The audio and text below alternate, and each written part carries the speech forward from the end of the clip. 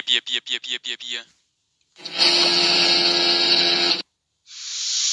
Ah.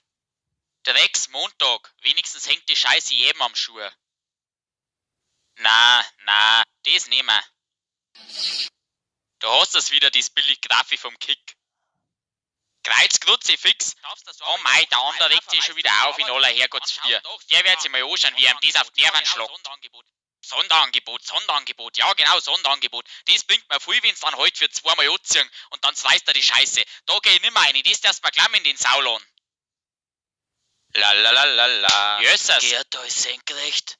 Den zahlst mir fei, dass das klar ist. Mei, du bist schon armes Fleischpflanzerl. Leb wohl.